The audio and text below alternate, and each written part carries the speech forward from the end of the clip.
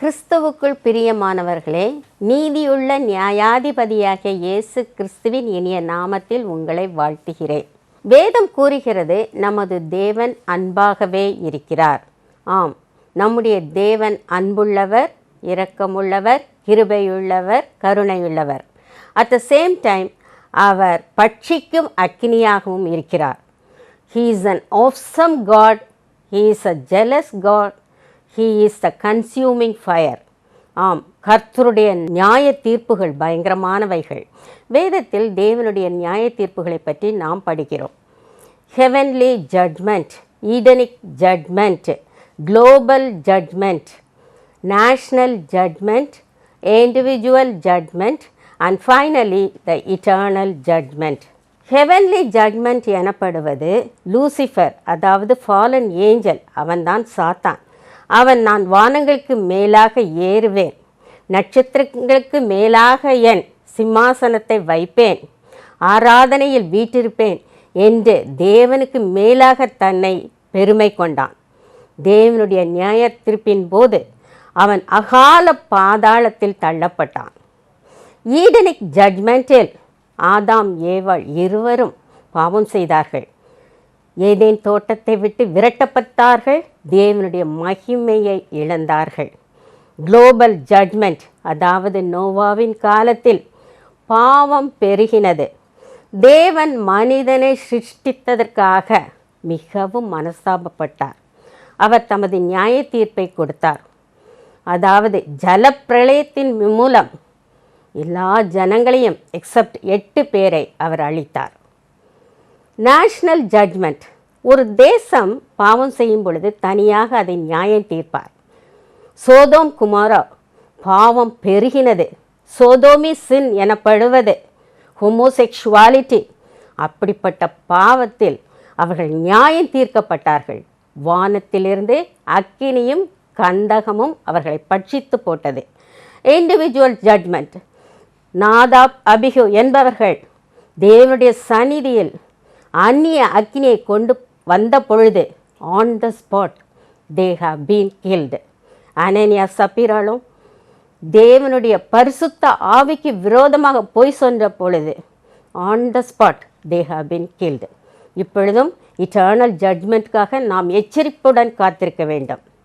சிறிய தீர்க்கதரிசிகளில் ஒருவராகிய செப்பனியா என்பவர் கர்த்தருடைய நாளை பற்றியும் நியாய தீர்ப்பை பற்றியும் அவருடைய புத்தகத்தில் எழுதி வைத்திருக்கிறார். அந்த தேவ வசனத்தை இப்பொழுது நாம் கருத்துடனும் உண்மையுடனும் சந்தோஷத்துடனும் ஆவியுடனும் தேவ வசனங்களை நாம் கேட்போமாக. கர்த்தராகிய இயேசு கிறிஸ்துவின் இனிய நாமத்தில் உங்கள் அனைவரையும் அன்போடு வாழ்த்துகிறேன். சிறிய மனிதர் மூலம் பெரிய செய்தி, big message from small people என்ற இந்த நிகழ்ச்சிக்கு உங்களை அன்போடு வரவேற்கிறேன். இந்த நாளிலும் செப்பனியா என்பவரை குறித்து ஒரு சில வார்த்தைகளை உங்களோடு கூட நான் பகிர்ந்து கொள்ள ஆசைப்படுகிறேன். இந்த செப்பனியா என்பவர் பழைய ஏற்பாட்டில் இடம்பெறும் 12 சிறிய தீர்க்கதரிசிகளில் ஒருவர். இவர் எழுதிய இந்த செப்பனியா என்ற நூலும் சிறியது. 3 அதிகாரங்களில் 53 வசனங்களை மாத்திரம் கொண்டது. இந்த செப்பனியா என்ற இவருடைய பெயருக்கு கர்த்தர் மறைக்கிறார் அல்லது கர்த்தர் பாதுகாக்கிறார் என்று பொருள். இந்த செப்பனியா எசேக்கியா ராஜாவின் வம்ச வழியிலே வந்தவர். இவர் யோசியா என்ற ராஜாவின் காலத்திலே பணிபுரிந்தார் என்று வல்லுநர்கள் கூறுகிறார்கள். இந்த செப்பனியா என்ற இந்த தீர்க்கதரிசியும் மற்ற தீர்க்கதரிசிகளைப் போல கர்த்தருடைய வருகையின் நாளை முன்வைத்து மக்களை மனம் திரும்பும்படி அழைக்கிறார். மக்களுடைய பாவங்களை அவர்களுக்கு எடுத்துரைத்து அவைகளிலிருந்து விட்டு விலகி மனம் திரும்பும்படி மற்ற தீர்க்கதரிசிகள் அழைப்பு கொடுத்தது போல இவரும் அழைப்பை கொடுக்கிறார். ஆனால் இவர் அழைப்பு கொடுப்பதற்கும் மற்றவர்கள் கொடுத்த அழைப்பிற்கும் ஒரு சிறிய வேறுபாடு உண்டு. அதுதான் இந்த செய்தியின் முக்கிய அம்சமாக கருதப்படுகிறது. பொதுவாக தீர்க்கதரிசிகள் எப்படி இந்த இஸ்ரவேல் ஜனங்கள் கர்த்தரை வழிபடாமல் அந்நிய தெய்வங்களை வழிபட்டார்கள் என்பதை சுட்டி காட்டியும் எப்படி நியாயப்பிரமாணத்திற்கு கீழ்ப்படியாமல் நடந்தார்கள் என்பதை குறித்து மட்டுமே அதிகமாக பேசுவார்கள். ஆனால் இந்த செப்பனியாவோ இந்த இஸ்ரவேல் மக்களிடம் காணப்பட்ட சில மறைமுகமான வித்தியாசமான மாறுபட்ட பாவங்களையும் முன்குறித்து அவைகளையும் வெளிக்கொணர்ந்து அவைகளிலிருந்து மனம் திரும்பும்படி இந்த செப்பனியா கேட்டுக்கொள்கிறார். நான் ஏற்கனவே சொன்னது போல இந்த செய்தியினுடைய முக்கிய அம்சமே எப்படி செப்பனியாவினுடைய அறைகூவல் வித்தியாசமாக இருக்கிறது என்பதை பற்றி தான். அருமையான தேவனுடைய பிள்ளைகளே, இந்த செப்பனியா சுட்டிக்காட்டிய இந்த மறைமுகமான வித்தியாசமான மாறுபட்ட பாவங்கள் இன்றும் நம்ம மத்தியிலே காணப்படுவதனால இந்த அறைகூவல் மனம் திரும்ப வேண்டும் என்று செப்பனியா விடுக்கிற அறைகூவல் நமக்கும் பொருத்தமானதாக இருக்கிறது. செப்பனியா கூறிய ஆலோசனைகளின் அடிப்படையிலே நாம் தவிர்க்க வேண்டிய ஒரு சில காரியங்களை குறித்து இந்த நாளிலே நாம் சிந்திப்பது நமக்கு பிரயோஜனமாக இருக்கும் என்று நினைக்கிறேன். முதலாவதாக ஒரு வசனத்தை நாம் வாசிக்க கேட்போம். செப்பனியாவின் புஸ்தகம் 1ஆம் அதிகாரம் 5-6 வசனங்களை நாம் இப்பொழுது வாசிக்க கேட்கலாம். வீடுகளின் மேல் வான சேனையை பணிகிறவர்களையும் கர்த்தரின் பேரில் ஆணையிட்டு மல்காமின் பேரிலும் ஆணையிட்டு பணிகிறவர்களையும் கர்த்தரை விட்டு பின்வாங்குகிறவர்களையும் கர்த்தரை தேடாமலும் அவரை குறித்து விசாரியாமலும் இருக்கிறவர்களையும் இவ்விடத்தில் இராதபடிக்கு சங்காரம் பண்ணுவேன். இங்கு செப்பனியா இஸ்ரவேல் ஜனங்கள் மத்தியிலே காணப்பட்ட ஒரு குறிப்பிட்ட பாவத்தை குறித்து பேசுகிறார். இந்த இஸ்ரவேல் ஜனங்கள் கர்த்தரையும் பணிந்து கொள்கிறார்கள், வேறு தெய்வங்களையும் பணிந்து கொள்கிறார்கள், கர்த்தருக்கும் பயப்படுகிறார்கள், மற்ற தெய்வங்களுக்கும் பயப்படுகிறார்கள், கர்த்தர் பேரிலும் ஆணையிடுகிறார்கள், மற்ற தெய்வங்களில் பேரிலும் ஆணையிடுகிறார்கள். இவர்கள் இரு மனம் உள்ளவர்களாக இருக்கிறார்கள். 2 படகிலே பயணம் செய்பவர்கள் போல இவர்கள் காணப்படுகிறார்கள். இதனாலே இவர்களுடைய ஆன்மீக வாழ்க்கை நிலையற்றதாக இருக்கிறது. அதாவது இவர்கள் கர்த்தருக்கும் பயப்படுகிறார்கள், மற்ற தெய்வங்களுக்கும் இவர்கள் பயப்படுகிறார்கள், கர்த்தரையும் நம்புகிறார்கள், மற்ற தெய்வங்களையும் நம்புகிறார்கள். கேட்டால் அவர்கள் என்ன சொல்கிறார்கள்? இதில் ஒன்றும் தவறில்லை என்று எல்லாவற்றையும் சமநிலைப்படுத்துகிறார்கள். அதைத்தான் இங்கு செப்பனியா மிக அழகாக சுட்டி காட்டுகிறார். கிதியோன் வாழ்ந்த நாட்களில் கூட அந்த ஜனங்கள் அப்படித்தான் இருந்தார்கள். அவர்கள் கர்த்தருக்கும் பயந்தார்கள், மீதியானியருடைய தெய்வத்திற்கும் பயந்தார்கள். கர்த்தருடைய தீர்க்கதரிசி கிதியோனை வந்து சந்திக்கும் பொழுது அந்த தீர்க்கதரிசி மிக அழகாக சொல்கிறார். நியாயாதிபதிகளின் புஸ்தகம் 6ஆம் அதிகாரம் 10ஆம் வசனம் மிக தெளிவாக சொல்கிறது. அந்த தீர்க்கதரிசி சொல்கிறான், உங்களுடைய பாடுகளுக்கும் வேதனைகளுக்கும் காரணம் என்னவென்றால் நீங்கள் கர்த்தரை அல்லாது மற்ற தெய்வங்களுக்கு பயப்படுவதால் தான் உங்களுக்கு இந்த தோல்விகளும் இந்த வீழ்ச்சிகளும் ஏற்பட்டிருக்கிறது என்று சொல்கிறான்.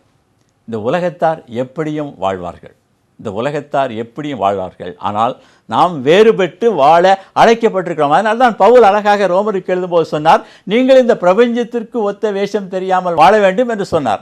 கிறிஸ்தவ வாழ்க்கை ஒரு பிரித்தெடுக்கப்பட்ட வாழ்க்கை என்று சொன்னார். கொரிந்தியருக்கு எழுதும்போது மிக அழகாக சொன்னார், அவர்கள் நடுவிலிருந்து பிரிந்து போய் அசுத்தமானதை தொடாதிருங்கள் என்று சொன்னார். 2 கொரிந்தியர் 6:17 நாம் அதை குறித்து வாசிக்கிறோம். அருமையான தேவனுடைய பிள்ளைகளை, இன்றும் இது போன்ற பாவங்கள் நம் மத்தியிலே காணப்படுகிறது. நாம் கர்த்தரையும் தொழுகிறோம், மற்ற தெய்வங்களையும் தொழுகிறோம். ஒருவேளை மற்ற தெய்வங்களை நாம் நேரடியாக தொழாவிட்டாலும் மற்ற தெய்வங்களை வணங்குகிறவர்கள் பின்பற்றுகிற சில காரியங்களை நாம் செய்கிறோம். இப்போ உதாரணமாக ஒரு காரியத்தை நான் சொல்ல ஆசைப்படுகிறேன். நான் பணியில் இருக்கும் பொழுது ஃபேன்சி நம்பர் என்று சொல்லக்கூடிய சிறப்பு எண்களை வாகனங்களுக்கு கொடுக்கிற பொறுப்பிலே நான் இருந்தேன். தமிழ்நாட்டின் பல பகுதியில் இருந்தும் இந்த நம்பர்களை வாங்குவதற்காக என்னுடைய அலுவலகத்துக்கு மக்கள் வருவார்கள். அதில் அநேக கிறிஸ்தவர்களும் வருவார்கள். அவர்களை பார்த்து நான் கேட்பேன், என்னையா இந்த நம்பரில் என்ன இருக்குது விசேஷமாக நீங்கள் கிறிஸ்தவர்கள் வந்திருக்கிறீர்கள் என்று சொன்னால் அவர்கள் அநேக காரியங்களை சொல்வார்கள். மிகுந்த ஆச்சரியமாக இருக்கும். அவர்கள் சொல்வார்கள், இந்த நம்பரை வாங்கின பிறகு என் வண்டியில் ஆக்சிடென்ட்டே ஆகலை, அதனால என்னுடைய மற்ற வண்டிகளுக்கும் இந்த நம்பர் தான் வேணும், அதற்காக நான் இந்த ஊரிலிருந்து சென்னைக்கு வந்திருக்கிறேன் என்று சொல்வார்கள். ஒருவர் சொன்னார், இந்த நம்பர் வாங்கின பிறகு தான் எனக்கு குழந்தை பிறந்தது என்று சொன்னார். ஒருவர் சொன்னார், இந்த நம்பர் வாங்கின பிறகு தான் எனக்கு வேலை கிடைத்தது என்று சொன்னார். இதோ இந்த எண்களிலே ஏதோ பெரிய வல்லமை இருப்பது போல அவர்கள் சொன்னார்கள். இவர்கள் கர்த்தருக்கும் பயப்படுவார்கள், மற்ற காரியங்களுக்கும் பயப்படுவார்கள். கர்த்தரையும் வழிபடுவார்கள், மற்ற காரியங்களையும் மதிப்பார்கள், கர்த்தர் பேரிலும் ஆணையிடுவார்கள், வேறு வேண்டாத காரியங்களின் பேரிலும் ஆணையிடுவார்கள். அதைத்தான் இங்கு செப்பனியா கண்டிக்கிறான். அருமையான தேவனுடைய பிள்ளைகளே, ஒரு கிறிஸ்தவன் கிறிஸ்துவையும் கிறிஸ்தவ கட்டளைகளையும் தவிர வேறு எதற்கும் பயப்படக்கூடாது. நீங்கள் எப்படி சற்று சிந்தித்து பாருங்கள். அடுத்ததாக இன்னொரு பாவத்தை குறித்து அவன் சொல்கிறான். செப்பனியா 1ஆம் அதிகாரம் 12ஆம் வசனம். அதை இப்போது வாசிக்க கேட்போம். அக்காலத்திலே நான் எருசலேமை விளக்கு கொளுத்தி சோதித்து வண்டல் போல குழம்பி இருக்கிறவர்களுக்கும் கர்த்தர் நன்மை செய்வதும் இல்லை தீமை செய்வதும் இல்லை என்று தங்கள் இருதயத்தில் சொல்லுகிறவர்களுமான மனுஷரை தண்டிப்பேன். இங்கு செப்பனியா இன்னொரு காரியத்தை குறித்து அவர்களை கடிந்து கொள்கிறான். அவன் சொல்கிறான், இஸ்ரவேல் ஜனங்களை பார்த்து அவர்கள் என்ன செய்கிறார்களாம், கர்த்தர் நன்மை செய்வதும் இல்லை தீமை செய்வதும் இல்லை என்று அவர்கள் சொல்கிறார்களாம். The Lord never does anything either good or bad. அதாவது அவர்கள் சிந்தை எண்ணமெல்லாம் கர்த்தர் ஒன்றுக்கும் உதவாதவர், கர்த்தர் நம்முடைய ஜெபத்தை கேட்க மாட்டார், நமக்கு பதில் அளிக்க மாட்டார், நாம் பிரச்சனையில் இருக்கும்போது நம்மை விடுவிக்க மாட்டார், என்னதான் ஜெபம் பண்ணினாலும் நமக்கு பதில் வராது, கர்த்தரை நம்பி காத்திருப்பதிலே பிரயோஜனம் இல்லை, அவரை நம்பினால் ஏமாற்றம்தான் ஏற்படும் என்ற சிந்தையோடு அவர்கள் அந்த நாட்களிலே பேசினார்களாம். அவர்களுக்கு உடனே எல்லாம் முடிவு வந்து விடணும், உடனே அவர்கள் பிரச்சனை தீர்ந்து விட வேண்டும், தீரவில்லை என்றால் உடனே இப்படி சொல்வார்கள். அந்த வகையில் தான் அந்த செப்பனியா காலத்தில் வாழ்ந்த மக்கள் அப்படி பேசினார்களாம். கர்த்தர் நன்மையும் செய்ய மாட்டார் தீமையும் செய்ய மாட்டார் என்று சொல்லி பேசினார்களாம். அருமையான தேவனுடைய பிள்ளைகளே, இவர்களுடைய காரியமெல்லாம் கர்த்தர் ஒரு பார்வையாளர் போல தான் இருப்பார், நாம் வேண்டிய நேரத்திலே நாம் விரும்புகிற நேரத்திலே நமக்கு உதவி செய்ய மாட்டார், அதனால் அவரை நம்பி பிரயோஜனம் இல்லை என்று சொல்லி தங்களுடைய திறமையின் மேலும் மற்றவர்களுடைய செல்வாக்கின் மேலும் தங்களுடைய ஞானத்தின் மேலும் இவர்கள் நம்பிக்கை வைப்பார்களே தவிர கர்த்தரை குறைத்து மதிப்பிடுவார்கள். கர்த்தரைத்தான் வணங்குவார்கள், ஆனால் கர்த்தர் ஒன்றும் செய்ய மாட்டார், நம்ம ஏதாவது செய்யணும் அப்படின்னு சொல்லி தங்களுடைய திறமைகள் மேலும் மற்றவர்கள் மேலும் நம்பிக்கை வைப்பார்கள். சங்கீதக்காரன் எழுதும்போது மிக அழகாக அதை குறித்து எழுதுகிறார். சங்கீதம் 12:4 இந்த மக்கள் என்ன சொல்வார்களாம், எங்கள் நாவுகளால் மேற்கொள்வோம், எங்கள் உதடுகள் எங்களுடையது, யார் எங்களுக்கு ஆண்டவன் அப்படின்னு சொல்வார்களாம்.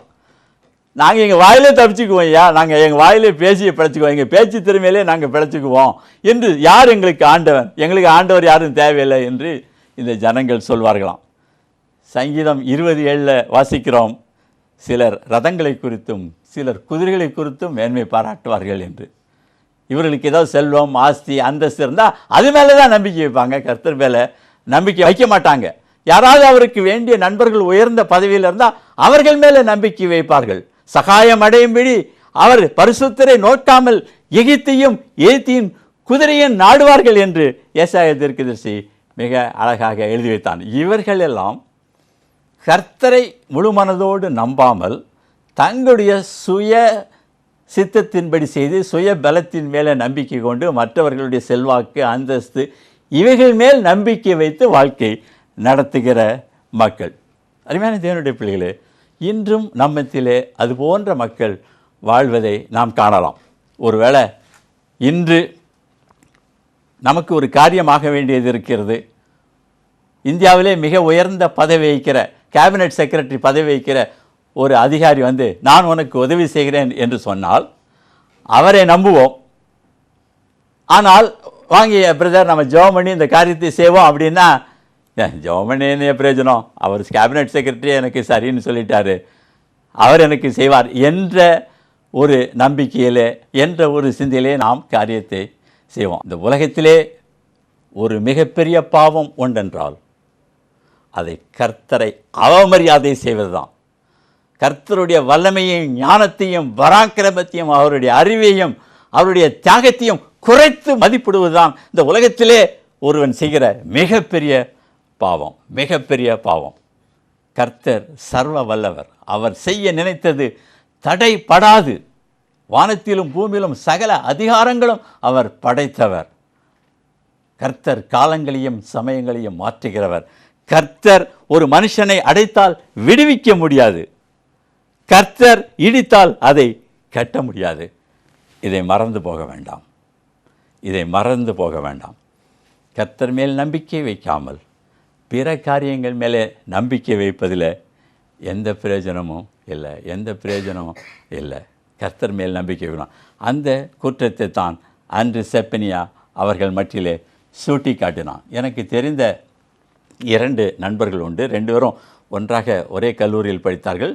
ஒருவர் நல்ல மார்க்குகள் வாங்கி பாஸ் பண்ணார், ஒருவர் சற்று குறைவான மார்க்குகள் வாங்கி பாஸ் பண்ணார். 2 பேருக்கும் ஒரு கம்பெனியில் இன்டர்வியூ வந்தது. ஆனால் ஒரே ஒரு வேக்கன்சி தான். ஆனால் இந்த குறைத்து மதிப்பெண் வாங்கிய அந்த சகோதரனுக்கு ஒரு மிகப்பெரிய அரசியல்வாதியின் பரிந்துரை கிடைத்தது. அவர் இவருக்காக பரிந்துரை செய்தார். அந்த கம்பெனியில் இந்த முதல் மார்க் அதிக மார்க் வாங்கின அந்த சகோதரனுக்கு கொடுக்காமல் அடுத்த சகோதரனுக்கு கொடுத்து விட்டார்கள். இவர்கள் 2 பேரும் கிறிஸ்தவர்கள் தான். ஆனால் அதிக மார்க் வாங்கிய அந்த சகோதரன் கர்த்தர் மேல் நம்பிக்கை வைக்கிறவர். அவர் இந்த மாதிரி ஒரு பரிந்துரை அல்லது ஒரு செல்வாக்கு மிகுந்த ஒரு நபர் மூலம் மூவ் பண்ணுவதை அவர் விரும்பவில்லை. ஆனால் அவருக்கு வேலை கிடைக்கவில்லை. அப்பொழுது எல்லாரும் அவரை பார்த்து சொன்னார்கள், என்னய்யா, யாராவது ஒரு ரெக்கமெண்டேஷனுக்கு நீ போயிருக்க வேண்டியதானே, அல்லது ஒரு செல்வாக்கு மிகுந்தவரை நீர் பார்த்திருக்க வேண்டியதானே என்று சொன்னார்கள். ஆனால் அவர் சொன்னார், இல்லை, நான் கர்த்தரை நம்பிட்டேன், அதனால் நான் எந்த இதுக்கும் போல என்று சொல்லி அவர் அப்படியே விட்டுவிட்டார். ஒரு சாதாரண வேலையிலே போய் சேர்ந்து விட்டார். எல்லாரும் சொன்னார்கள், நீ ஒரு பைத்தியக்காரன் ஐயா, நீ ஒரு பைத்தியக்காரன் என்று சொன்னார்கள். அநேக வருஷங்கள் கடந்தது. இவர் முதலில் இன்டர்வியூக்கு போன அதே கம்பெனியில் ஒரு உயர்ந்த பதவிக்கு ஒரு காலியிடம் ஏற்பட்டது. அப்பொழுது இந்த மனுஷனுடைய இந்த சகோதரனுடைய ஞாபகம் அந்த கம்பெனிக்கு வந்தது. உடனே இவரை தொடர்பு கொண்டார்கள். இவர் வேறு ஒரு வேலையில் இருந்தார். அவரை கூப்பிட்டு அவரை மறுபடியும் இன்டர்வியூ பண்ணி அந்த உயர்ந்த பதவியில் அவரை வைத்தார்கள். ஏற்கனவே இவருடைய நண்பர் வேலை பார்த்த கம்பெனியில் இந்த நண்பருக்கு மேலான ஒரு பதவியை அவர்களுக்கு கொடுத்தார்கள். கர்த்தரை நம்பின இந்த சகோதரன் ஒரு சில காலங்கள் காத்திருந்தாலும் கூட ஒரு உயர்ந்த பதவியை அவர் வைக்கும்படி செய்தார். அருமையான தேவனுடைய பிள்ளைகளே, கர்த்தரை மாத்திரம் நம்புவோம். கர்த்தரை குறைத்து ஒரு நாளும் மதிப்பிட வேண்டாம். வானத்திலும் பூமியிலும் சகல அதிகாரங்களும் படைத்தவர், பூமியும் அதனுடைய நிறைவும் கர்த்தருடையது என்பதை மறந்து போக வேண்டாம். அடுத்ததாக இன்னொரு வசனத்தை வாசிக்கலாம். செப்பனியா 2ஆம் அதிகாரம் 3ஆம் வசனம். தேசத்தில் உள்ள எல்லா சிறுமையானவர்களே, கர்த்தருடைய நியாயத்தை நடப்பிக்கிறவர்களே, அவரை தேடுங்கள், நீதியை தேடுங்கள், மனத்தாழ்மையை தேடுங்கள். அப்பொழுது ஒருவேளை கர்த்தருடைய கோபத்தின் நாளிலே மறைக்கப்படுவீர்கள். இங்கு 3 காரியங்களை செப்பனியா அவர்களுக்கு ஆலோசனையாக சொல்கிறார். அவரை தேடுங்கள், நீதியை தேடுங்கள், மனத்தாழ்மையை தேடுங்கள் என்று. இதில் மனத்தாழ்மையை பற்றி மாத்திரம் ஒரு சிறிய குறிப்பை நான் சொல்ல ஆசைப்படுகிறேன். மனத்தாழ்மை, ஹியூமிலிட்டி என்றால் என்ன? நான் பெற்றது, நான் அடைந்தது, நான் வைத்திருப்பது, நான் சாதித்தது எல்லாம் என்னுடைய முயற்சியினாலே, என்னுடைய ஞானத்தினால் அல்ல, எல்லாம் கர்த்தருடைய கிருபையால் ஆயிற்று என்று சொல்லி தன்னை வெறுமையாக்கி தாழ்த்தி எல்லா கனத்தையும் புகழையும் கர்த்தருக்கு கொடுப்பது தான் மனத்தாழ்மை. தான் எந்த ஒரு பெருமைக்கும் பாத்திரவான் அல்ல, எந்த ஒரு மேன்மைக்கும் பாத்திரவான் அல்ல என்று தன்னை வெறுமையாக்குவது தான் உண்மையான தாழ்மை. அந்த தாழ்மை இந்த மக்களிடம் இல்லை என்பதற்காக செப்பனியா நீங்கள் மனத்தாழ்மையை தேடுங்கள் என்று சொல்கிறார். இன்று அநேக மக்களிடம் காணப்படாத ஒரு காரியம் என்னென்றால் இந்த மனத்தாழ்மை இல்லாத ஒரு காரியம்தான். இன்று ஒரு சிறிய அற்பமான ஒன்றுக்கும் வேண்டாத உதவாக்கரை காரியங்களை செய்துவிட்டு நாம் நம்மை நாமே மெச்சிக்கொள்கிறோம், நம்மை நாமே பெருமைப்படுத்திக் கொள்கிறோம், மற்றவர்கள் நம்மை பாராட்ட வேண்டும் என்று நினைக்கிறோம். அதாவது ஏதாவது ஒரு காரியத்தை செஞ்சுட்டா எல்லாரும் நம்மை வந்து பாராட்ட வேண்டும் என்று சொல்லி நாம் எதிர்பார்க்கிறோம். வேதம் திட்டமாக சொல்கிறது. லூக்கா 16:15 வாசிக்கிறோம், மனுஷருக்குள்ளே மேன்மையாக எண்ணப்படுகிறது, தேவனுக்கு முன்பாக அருவருப்பாக இருக்கிறது. தேவனுக்கு முன்பாக அருவருப்பாக இருக்கிறது. அருமையான தேவனுடைய பிள்ளைகளே, வேதம் திட்டமாக சொல்கிறது, மேன்மை பாராட்டுகிறவன் பூமியிலே நீதியையும் நியாயத்தையும் செய்கிற கர்த்தர் நான் என்று என்னை அறிந்து உணர்ந்திருக்கிறதை குறித்தே மேன்மை பாராட்ட கிடவன் என்று வேத திட்டமாக சொல்லுது. ஒருவன் மேன்மை பாராட்டணும்னா, பெருமை பாராட்டணும்னா, கர்த்தரை குறித்தும் அவருடைய சிலுவையை குறித்தும் அவருடைய அறிவை குறித்தும் அவருடைய ஞானத்தை குறித்தும் அதையெல்லாம் நான் அறிந்திருக்கிறேன் என்பதை வைத்துதான் மேன்மை பாராட்ட வேண்டுமே தவிர, நான் இதை செய்து விட்டேன் அதை செய்து விட்டேன் என்று சொல்லி மேன்மை பாராட்டவே கூடாது. கர்த்தர் வெறுக்குகிற ஒரு முக்கியமான காரியம் இந்த பெருமைப்படுதல் தான். அதனால தான் மிக அழகாக பேதுரு சொன்னார், 1 பேதுரு 1:5 பெருமை உள்ளவர்களுக்கு தேவன் எதிர்த்து நிற்கிறார் என்று சொன்னார். அதேபோல தானியேல் 4:37 வாசிக்கிறோம், அகந்தியாய் நடக்கிறவர்களை தாழ்த்த கர்த்தரால் ஆகும் என்று தானியேல் சொன்னான். அகந்தியாய் நடந்த கர்த்தர் செஞ்சு வர்றான், தாழ்த்திடுவாராம். தாழ்மையுள்ளவர்களுக்கோ கிருபை அளிக்கிறார் என்று வேதம் சொல்கிறது. அருமையான தேவனுடைய பிள்ளைகளே, எதற்காகவும் பெருமைப்பட வேண்டாம், மேட்டிமை அடைய வேண்டாம். சிறிய காரியத்தை செய்துவிட்டு ஒரு பெரிய பெருமையோ ஒரு மதிப்பையோ மரியாதையோ பாராட்டியோ எதிர்பார்க்க வேண்டாம். எல்லா கனத்தையும் கர்த்தருக்கே செலுத்துவோம். எனக்கு தெரிந்த ஒரு பெரிய அதிகாரி உண்டு. ஒவ்வொரு ஆண்டும் ஜனவரி 26ஆம் தேதி ரிபப்ளிக் டே பெரேடு சென்னையில் உள்ள மெரினா கடற்கரையில் நடக்கும். அதில் மூத்த அதிகாரிகளுக்கு சேர் போடும். அவர்களுக்கும் அவருடைய மனைவிக்கும் குடும்பத்தினருக்கும் சேர் போட்டிருப்பாங்க. அதில் பேர் எழுதி ஒட்டியிருப்பாங்க. அதில் அவர்கள் உட்கார்ந்து அந்த காரியத்தை, அந்த பேரேடை அவர்கள் பார்க்கலாம். ஒரு மிக மூத்த அதிகாரி வருவதற்குள்ளாக இன்னொரு அதிகாரியினுடைய சிறு பிள்ளைகளெல்லாம் எல்லாரும் அந்த சேரில் உட்காந்துக்கிட்டாங்க. இந்த மூத்த அதிகாரிக்கு இடமில்லை. அப்பொழுது அங்குள்ள போலீஸ் அதிகாரிகள் அந்த சிறு பிள்ளைகளை எழுப்புறதுக்கு முயற்சி செய்தாங்க. ஆனால் அந்த பிள்ளைங்க எழும்ப மாட்டேன்ட்டாங்க. சின்ன பிள்ளைகளை அவர்கள் பார்க்க வேண்டும் என்று எழும்ப மறுத்து விட்டார்கள். அந்த அதிகாரி தன்னுடைய பிள்ளைகளை எழுப்பி அப்போ முடியல. அப்போ அந்த மூத்த அதிகாரி என்ன செய்தார் தெரியுமா? அந்த பிளாட்ஃபாரத்தில் அப்படியே உட்கார்ந்துட்டார். பிள்ளைகளை தொந்தரவு செய்ய வேண்டாம், அவர்கள் அப்படியே பார்க்கட்டும், நான் கீழே உட்கார்ந்து கொள்கிறேன் என்று சொல்லி கீழே உட்கார்ந்து விட்டார். போலீஸ் அதிகாரிகள் எல்லாம் திகைத்து விட்டார்கள். ஓ, இவ்வளோ பெரிய அதிகாரி தரையில் உட்கார்ந்துட்டாரு என்று. அவர் சொன்னார், எதற்கும் நீங்கள் ஒன்றும் கவலைப்பட வேண்டாம், நான் இங்கே உட்கார்ந்து பார்க்கிறேன் என்று சொல்லி முடிகிற வரைக்கும் ஏற்கனவே 1 மணி நேரம் தரையிலே உட்கார்ந்து பார்த்தார். அவருடைய தாழ்மையை குறித்து எல்லாரும் பாராட்டினார்கள். கர்த்தர் அதை பார்த்து கொண்டிருந்தார்.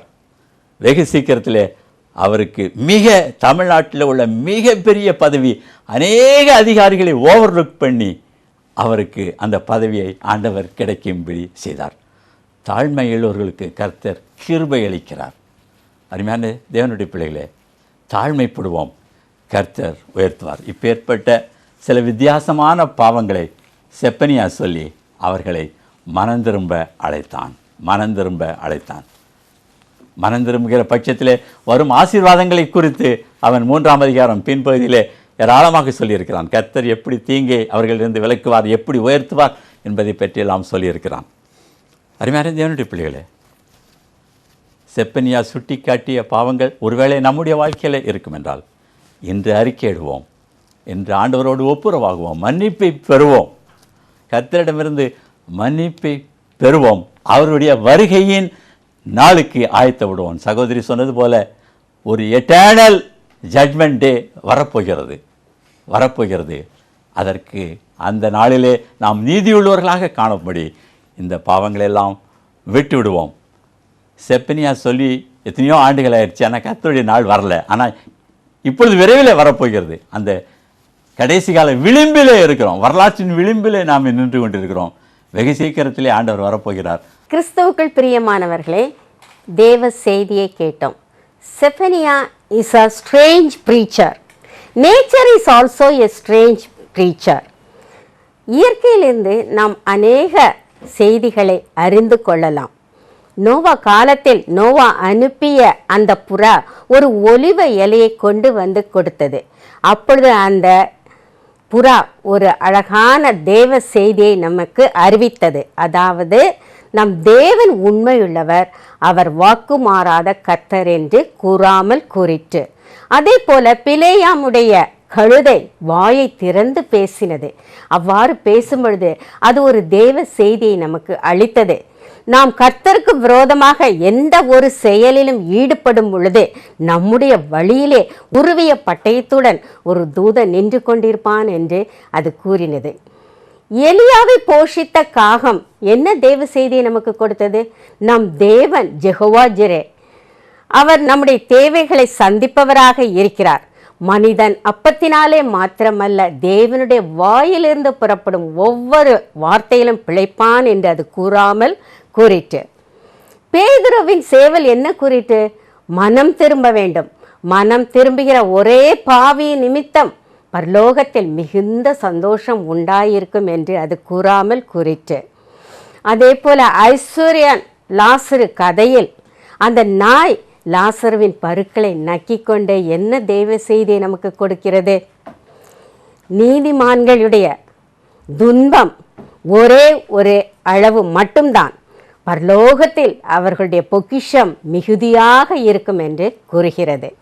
கடைசியாக ஏரோது என்ற மன்னன் தேவனுக்கு மகிமையை கொடுக்காமல் அவன் புழு புழுத்து செத்தான் என்று வேதம் கூறுகிறது. அந்த புழுக்கள் நமக்கு ஒரு அருமையான தேவ வசனத்தை கொடுக்கிறது. அதாவது தேவனுடைய நியாய தீர்ப்புகள் பயங்கரமானவைகள். நாம் அதற்கு நடுங்கி நம்மை நாமே தேவனுடைய அன்பில் நிலைத்திருக்கக்கூடியவர்களாக இருக்க வேண்டும். கர்த்தர் இந்த வசனங்களை ஆசீர்வதிப்பாராக.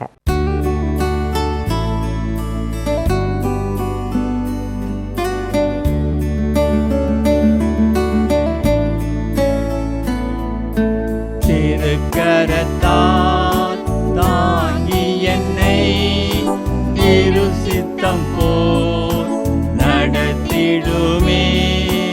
குயவன் கையில் களிமண்ணால் அனுதினமும் வனைந்திடுமே.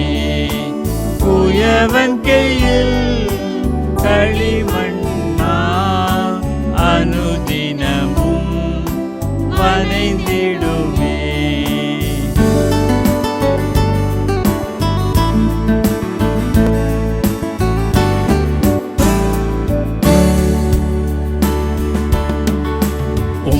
வசனம் தியானிக்கையில் இதயமதில் ஆறுதலே.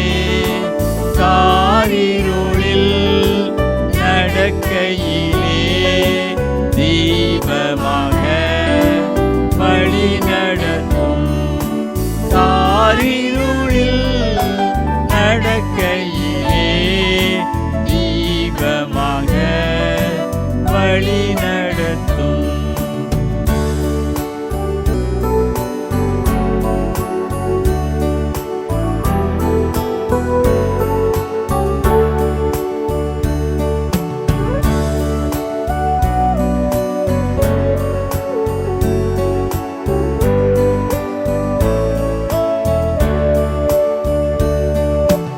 ஆழ்கடலில் அலைகளினால் அசையும் போது என் படகில் ஆத்ம நண்பர் இயேசு உண்டே சேர்ந்திடுவே. அவர் சமூகம் ஆத்ம நண்பர் இயேசு உண்டே சேர்ந்திடுவே. அவர் சமூகம் திருக்கரத்தால் தாங்கி என்னை திருசித்தம் போல் நடத்திடுமே. குயவன் கையில் களிமண்ணால் அனுதினமும் வனைந்திடுமே. குயவன் கையில் களிமண்ணால் அனுதினமும் வனைந்திடுமே.